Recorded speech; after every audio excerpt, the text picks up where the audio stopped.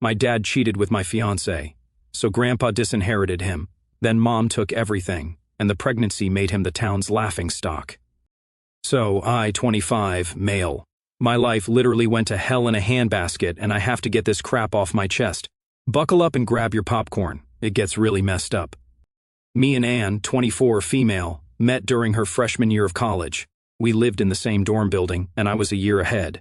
We actually met at this lame mixer the RAS put together. You know, those forced let's all be friends events where they serve cheap punch and stale cookies.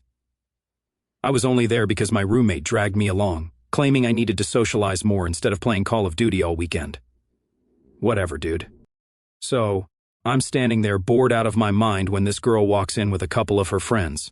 Not going to lie, she was hot as hell. Long dark hair, great smile, killer legs. We got to talking when we both reached for the last decent cookie on the snack table. Found out we actually lived pretty close to each other back home, just 2 towns apart. So whenever we'd head home for breaks, I'd let her ride with me. You learn a lot about someone when you're trapped in a car together for 3 hours. After hanging out a bunch, both at school and during those car rides, we started dating.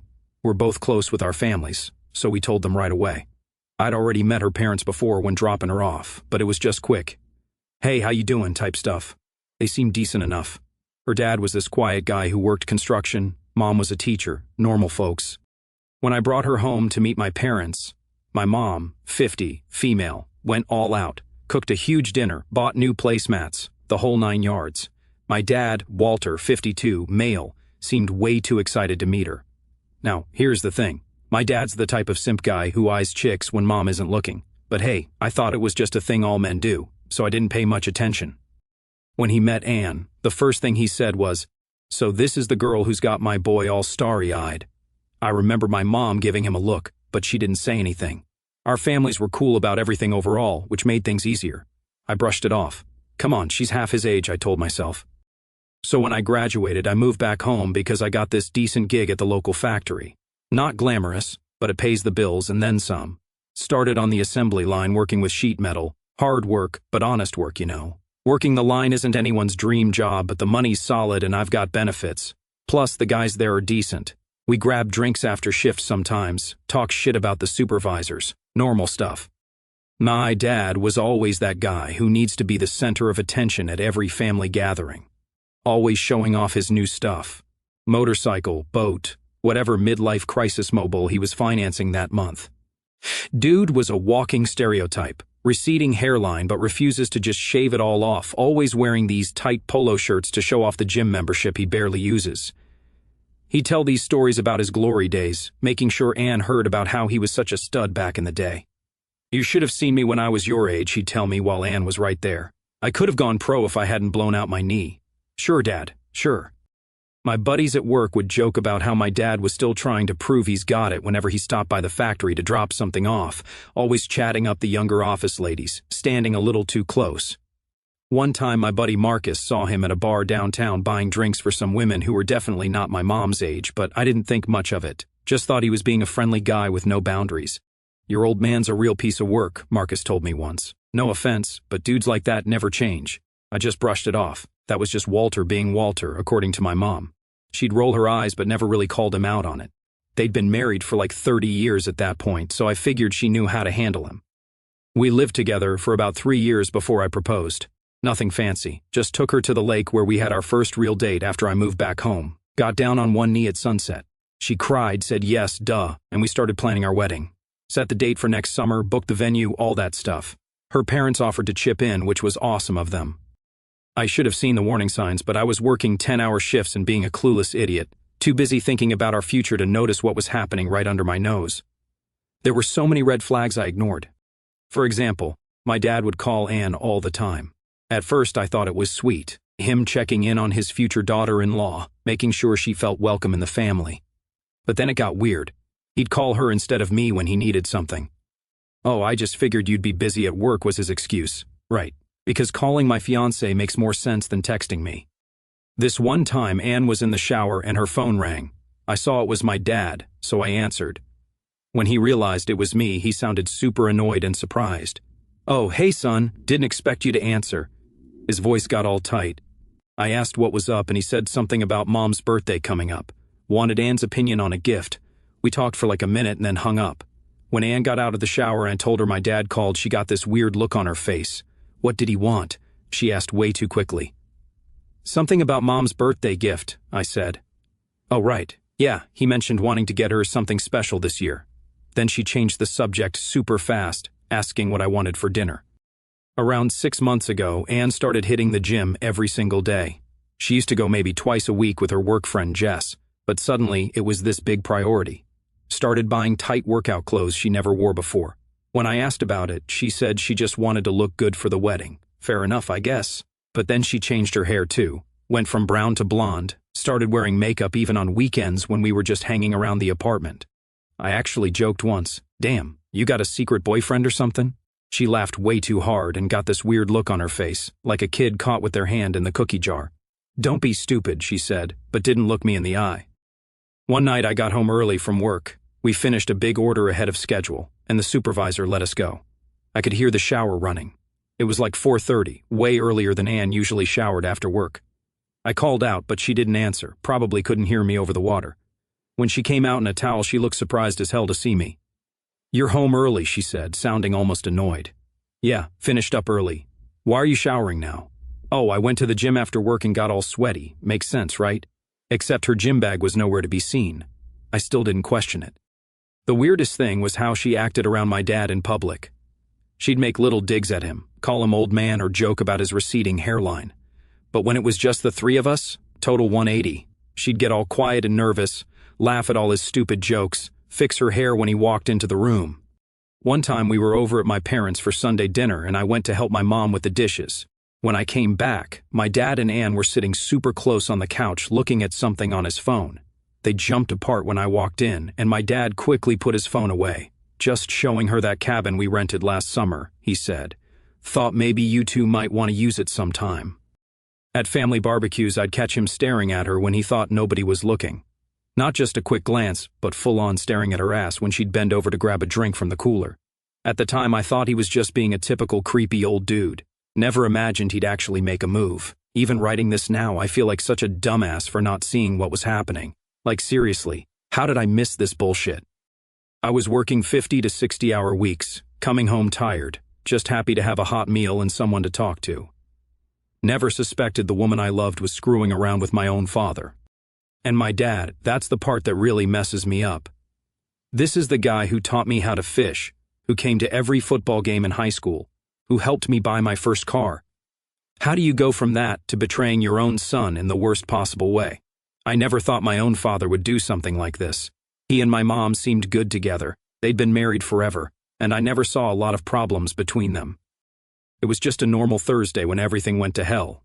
Nothing special about it. Anne had the day off. She usually didn't work Thursdays because her department did a 4-day work week. I got up at 5 a.m., like always, for my 6 a.m. shift at the factory. She was still in bed, but got up while I was in the shower. By the time I came out, she had made breakfast, eggs, bacon, toast. Not something she did every day, but not unusual either. "Have a good day off," I said, kissing her goodbye. She kissed me back, all sweet and normal. "I'll do some laundry and maybe we can go out for dinner tonight. Sounds good." And with that, I headed out the door like any other day. Work was normal. I was on the stamping press, same as always. Around 10 a.m., I realized I forgot some paperwork the supervisor needed for a safety meeting that afternoon, some incident report forms I'd filled out earlier in the week. You'd think a factory this size would be all digital by now, but nope, still using paper forms like it's 1995. Throughout the morning, Anne texted me normal stuff, just regular everyday couple stuff. So when lunch break came at noon, I didn't bother texting her that I was coming home. It wasn't a big deal, just grabbing some papers and heading back to work. The drive from the factory to our apartment was like 15 minutes, not bad. By the way, I got the place after she graduated using some money my grandpa gave me as a down payment on a decent condo. Nothing fancy, but it was ours. Well, technically mine since my name was the only one on the mortgage, but we always talked about it like it was our place. When I pulled into the parking lot, I noticed a car that looked just like my dad's silver Audi. Same model, same color, even had a dent in the same spot on the rear bumper from when he backed into a pole at Christmas. I was confused. What was he doing at my apartment? Yeah, not like it was screaming he's banging my fiancée. So I parked, walked up to the building, used my key, opened the door, And man, what I saw made my stomach drop. There was a trail of clothes leading from the front door to my bedroom, not just women's clothes, men's too, a pair of slacks I recognized, a tie I'd given my dad for Christmas 2 years ago, and I could hear them. I just stood there frozen. My brain was like, nah, dude, this can't be happening. I wanted to rush in there and start swinging, but I couldn't move. Felt like my feet were cemented to the floor. I don't know how long I stood there. Might have been 30 seconds, might have been 5 minutes. But when I finally snapped out of it, something weird happened. I got super calm, like freakishly calm. Didn't yell, didn't start throwing things. Just pulled out my phone and started recording. First I recorded the clothes on the floor, making sure to get a good shot of my dad's wallet that had fallen out of his pants pocket. Then I picked up all their clothes and tossed them out to the hallway. Then I recorded myself walking to the bedroom. The door was open. They weren't even trying to be discreet. I stood there recording for about a minute. After a minute of that, I reached over and flipped on the lights. They both jumped, like they'd been electrocuted. And yeah, it was definitely my dad in bed with my fiancée. It's one thing to suspect it, another thing entirely to see it with your own eyes. My dad's pasty white back, Anne's wide-eyed oh shit face. A mental image I'll never be able to unsee. Once he realized I was recording, he started freaking out. "What the hell are you doing? Turn that off. Turn that off right now," he yelled, all tough guy, reaching for my phone while trying to cover himself with a sheet. I didn't even think, just reacted. 16 years of working with sheet metal gives you some solid arm strength. I don't remember exactly how, but I cracked him square in the jaw with a right hook. Dude dropped like a sack of potatoes, head bouncing off the doorframe on the way down. Anne started shrieking like she'd just witnessed a murder.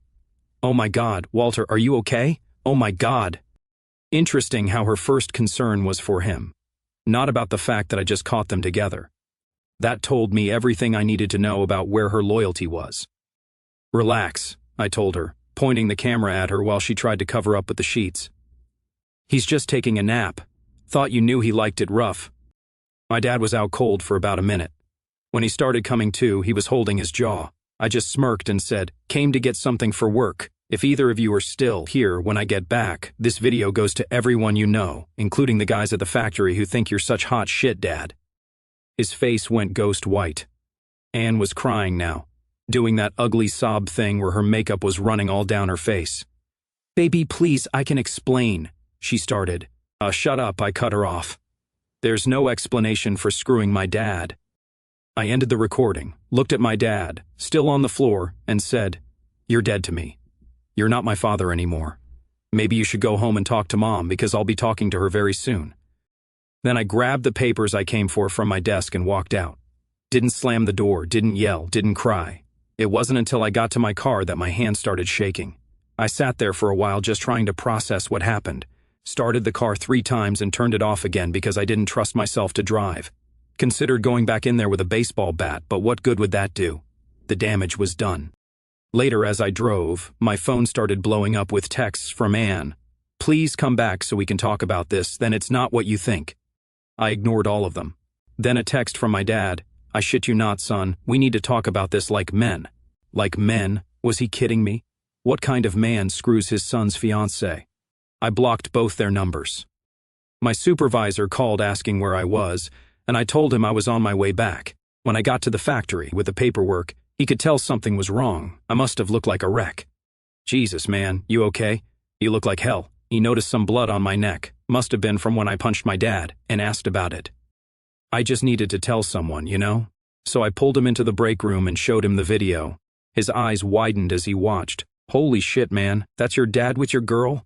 He shook his head. He offered to cover my shift, but I said I just needed a minute and I'd be fine. Work was actually a good distraction, kept my hands busy so my mind couldn't spiral. I went through the motions for the rest of the day, trying to act normal, went to that safety meeting at 3, nodded in all the right places, signed the forms, but inside I was dead. When 5 o'clock came, I punched out like normal and headed home, not sure what I'd find when I got there.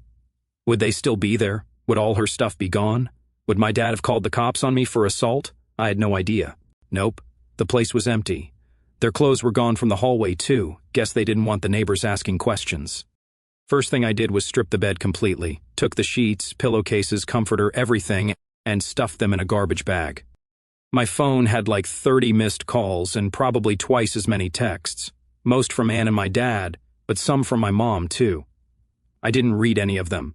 Couldn't deal with that yet. I decided to pack up all of Ann's stuff and put it outside the door. Grabbed all her clothes and stuff, everything I could find that was hers. Took me like an hour. And with each armful of her crap, I got angrier and angrier. We'd been together for what, 6 years? Planning our wedding, talking about kids, where we'd live, all that future stuff, and the whole time she's screwing my dad. How long had it been going on? Since we started dating? Since we got engaged? Did they laugh about it behind my back? 6 years of my life wasted like this. Technically, I couldn't kick her out since it was her place of residence too, but I knew she'd avoid the conflict and not come back while I was there. Probably crash at a friend's place, or hell, maybe even with my parents. That thought made me want to puke. Then I remembered the ring. I'd proposed with my grandmother's ring, something my dad had given me when I told him I wanted to ask Ann to marry me.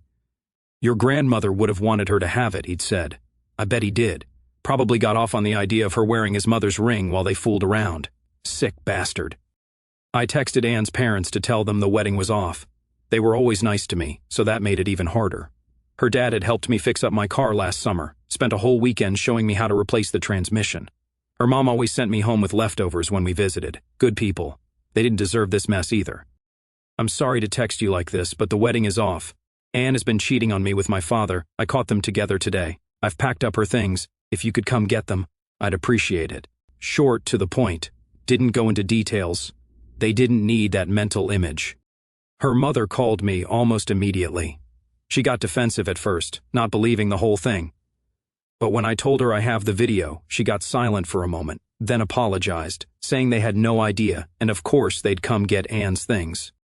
Around 9 p.m. there was a knock at the door. It was Ann's younger brother and her mother. She looked like she'd been crying. I opened the door and she just hugged me, didn't say anything. Then they headed down and started carrying the boxes of her stuff to their car. Nobody talked much. What was there to say? The next day I tried calling my mom like a dozen times, but she wasn't answering. I figured I should tell her in person anyway, so I drove to my parents' house after another zombie-like day at work. The whole way there I kept thinking about what I would say. Not exactly an easy conversation to have with your mom. Hey mom, guess what? Dad's banging my fiancée. Yeah, no good way to phrase that. When I got there, I sat in the car for a few minutes trying to calm down. Noticed my dad's car wasn't in the driveway, which was good. Wasn't ready to see his face without putting my fist through it. But then something happened that had me what the fucking. Suddenly, my mom came storming out of the house. At first, I thought maybe she was happy to see me, rushing out to greet me. But no, her face was red and she looked pissed. She started screaming at me before I even got out of the car. I rolled down the window and she just let loose, calling me every name you can think of. Abuser, woman beater, disgrace. Said she raised me better than that. I was completely confused until she kept going. Apparently, my dad had taken Ann to my parents' house yesterday after I caught them and told my mom that Ann and I had gotten into a fight, said I was wasted and hit her, and when he tried to protect Ann, I punched him too. Oh wow. Seriously, the nerve of this guy. Cheats with my fiancée, then makes me out to be the bad guy. And the fucking stupidity. I had the freaking video. He must have thought I wouldn't be brave enough to show it to anyone. Well, he was wrong. Now, look. Mom had always taken Dad's side in everything when I was a kid in high school, even when I was clearly right. Classic mom move. Dad was her golden boy who could do no wrong, and I was just the difficult son who never measured up. So she was livid. She actually slapped me across the face and called me an abuser. Said I was just like her father who used to beat her mom. Told me she was ashamed to call me her son. That I needed serious help and should turn myself in to the police. I was shocked, trying to process the fact that my own mother believed I'd beat my fiancé. Finally, I snapped and yelled, "Mom, your precious husband is screwing my fiancé." That's why I hit him. If you don't believe me, I have a video. Her face just dropped, like all the color drained out of it in an instant. She took a step back. "What did you just say?" she hissed. "Dad is sleeping with Ann," I said slowly, letting each word sink in. "I caught them in our bed yesterday. I have it on video." She still didn't want to believe it. So I pulled out my phone, found the video, and sent it to her. She pulled out her phone, tapped the screen, and watched. I don't know what was worse, catching them myself or watching my mom's face as she realized what her husband had done. She watched until I turned on the lights in the bedroom, then lowered her phone and just looked at me. The anger was gone. She looked devastated now. Mom, I started, but she just held up her hand to stop me. Go, she said quietly. Please, just go. I turned around and got in my car. When I backed out of the driveway, I could see she was crying. I felt bad for her for about 2 seconds, but after everything she said to me, nah, we're done. I know that might sound extreme, but the way she actually believed I could do such a thing really hurt. That night I checked into a cheap motel. Couldn't go back to the apartment. Needed some time. Kept my phone off, couldn't deal with anyone trying to contact me. First thing in the morning, I called my landlord and asked how much it would cost to break my lease. It was a lot. 3 months' rent plus the security deposit. But worth every penny to get out of that apartment. I had some savings I'd been putting aside for the wedding, so I used that. Called in sick to work for the first time in 3 years. My supervisor didn't ask questions, just said to take the time I needed. Guess that's one upside to being a reliable employee. Found a decent 1-bedroom across town, signed the lease that afternoon, and arranged to move in the following week. When I finally turned my phone back on, I had so many notifications it crashed twice. I didn't call anyone back, just texted my boss that I'd be in tomorrow, then turned the phone off again. After a couple of days of just ghosting everyone, I finally decided it was time to do something. I couldn't just let this slide. My dad needed to eat what he'd done. That's when something hit me. My dad's father, Grandpa Arthur, is loaded, like seriously loaded. Made his money in construction back in the 80s, built half the shopping malls in the tri-state area, then got into real estate. Lives in this massive house on the lake, collects vintage cars, the whole rich old guy package. And my dad was supposed to inherit most of it.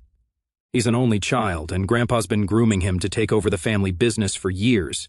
My dad works as the vice president at Grandpa's company, a job he definitely didn't earn on merit. Everyone knows Grandpa's the real boss, and my dad's just there because of his last name. Something most people don't know about Grandpa Arthur, though. He has this thing about family loyalty. His own brother tried to screw him over in business back in the day, embezzled a bunch of money, and Grandpa cut him off completely. Hasn't spoken to him in like 30 years. Dad used to joke that the old man holds a grudge better than he holds his liquor, but always made sure to kiss his ass when inheritance talk came up. So I called Grandpa, didn't beat around the bush, told him the whole thing. He couldn't believe it at first, but then I told him I'd send him the evidence. Hung up and sent him the video. Felt weird sending my 78-year-old grandfather some porn, LOL, but he needed to see it with his own eyes. 5 minutes later, my phone rings. Grandpa's voice is ice cold. Is this real? Yep, that's my fiancée, ex-fiancée now. The line went quiet for a minute. I could hear him breathing heavily, like he was trying to control his temper. Then Grandpa says, I'll handle this. 2 days later, I'm at work, trying to focus on not losing a finger to the metal press when my phone buzzes. I normally don't check it during shifts, but something told me to look. It was a text from my cousin Matt. Dude, you won't believe what just happened at the club. Call me when you can. Matt's a member at the same country club as Grandpa. Fancy place with a golf course, tennis courts, a restaurant where a burger costs like $30. The kind of place where the real business happens in our town. I stepped outside during my break and called him back. Yo, what's up? Man, your grandpa just went nuclear on your dad, like scorched earth. What happened? So there's this breakfast thing every Wednesday where all the old-timers meet up, right? Your dad's usually there, all the business guys in town. Grandpa Arthur walks in cool as ice, sits down at his regular table. Then Grandpa stands up and says he has an announcement. Everyone gets quiet. When Arthur wants to speak, people listen. He says, many of you know my son Walter. He is no longer associated with my construction company or any of my business interests. He has betrayed his family in a way I cannot forgive or overlook. Then, and this is the crazy part, he says, my son slept with my grandson's fiancée. A man who would betray his own son this way is not a man I want representing my family or my business. Your dad just sat there white as a sheet. Then Grandpa sits back down and continues eating his eggs like nothing happened. Holy shit was all I could say. I couldn't believe it. Grandpa Arthur had just nuked my dad's reputation in front of the entire town elite. That was basically a death sentence for his social and business life. What happened next was beautiful. No drama, no big family confrontation. Grandpa is old school, he doesn't make scenes.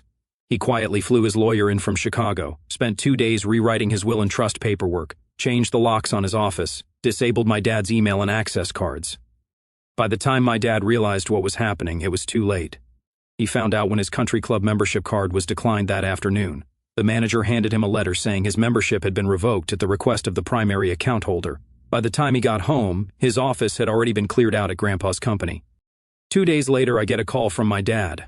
I almost didn't answer, but damn, I was curious, especially after what happened to him. So I picked it up. He's freaking out, begging me to talk to Grandpa. Said he made a mistake, that it only happened a few times, that he was sorry. A few times, that makes it better? Get bent, old man. Son, please. You don't understand what's happening. He's taking everything away, the job, the club membership, everything. He's changing his will. I'm going to lose it all. Sounds like a you problem, I said. Maybe you should have thought about that before screwing my fiancée. It was a mistake. I wasn't thinking clearly. She came on to me. She started it. That pissed me off even more. Classic narcissist blaming everyone but himself. Wow, throwing Anne under the bus too. You're a real piece of work, Dad. Nope, you made your bed. Now you get to lie in it, alone. Then I hung up and blocked his number. The satisfaction I felt was like nothing else. For once in his life, my dad was facing real consequences for his actions. A week later, my mom calls. This time I answer. Walter moved out, she says without preamble. I kicked him out the day after you showed me the video. Divorce papers are filed. Good for you, Mom. There's more. Turns out we had a prenup I'd completely forgotten about. Your grandfather insisted on it when we got married. It has a cheating clause. So your dad is getting nothing. The house, the cars, the savings. All stays with me. I let out a low whistle. Grandpa's always thinking ahead, huh? He's staying with his brother, she tells me. Nobody else will take him in. Steve's not happy about it, but family's family, I guess. How are you doing? I ask. Not sure if I really care, but feeling like I should ask. I'm surviving. It's a lot. 30 years of marriage gone in an instant. Her voice cracks a little. I keep thinking about what I missed, what signs I ignored. Yeah, I know that feeling. I'm sorry about what I said to you when you came to the house, the things I called you. I was just so... Save it. I cut her off. You believed him over me without even giving me a chance to explain. That tells me everything I need to know about our relationship. That's not fair. Life's not fair, Mom. Just ask Dad. The ultimate satisfaction came when I heard through the grapevine that Dad had taken a job as an assistant manager at some construction supply store. From vice president of a multi-million-dollar company to stocking shelves and making schedules. From country club lunches to eating vending machine sandwiches in a break room. Karma's a bitch, and so is my grandpa when you cross him. I've never been more grateful for that old man's sense of justice. Update. Hey, it's been about 2 months since everything went down. Life's been a wild ride since I caught my dad and ex together. For those asking about consequences, oh boy, there have been plenty. First, my dad? Dude is done in this town. Lost his VP position, country club membership, and basically all his so-called friends. The divorce was finalized fast thanks to that prenup. He got nothing. No house, no cars, no savings. Last I heard, he's working at some convenience store and living in a crappy studio apartment. Ran into him at a gas station last week. Looked about 20 years older. Completely gray. Total wreck. Tried to talk to me, but I just walked out. Maybe someday, but not now. My mom sold the house, got a downtown condo. We're slowly rebuilding our relationship. Emphasis on slowly. Still can't get over how quick she was to believe I was an abuser. Anne moved back in with her parents. Keeps trying to text me with the whole I made a mistake routine. I block her every time she messages from a new number. And the cherry on top, 2 weeks ago she called sobbing. She's pregnant. Doesn't know if it's mine or my dad's. She begged me to step up for the baby. Told her I didn't care. No way I'd raise a kid who might be my half-brother. Then I blocked her again, and told her if she calls again I'd press charges. As for me, got a promotion at the factory to floor supervisor, better pay, different hours, new crew who doesn't know my drama, moved to a different apartment across town, longer commute, but worth it for the fresh start. Grandpa and I hang out regularly now. Cool dude with great stories. He gave me what would have been my wedding fund as an investment in whatever comes next. Life isn't what I thought it would be at 25, but it could be worse. Oh wait, it could be my dad.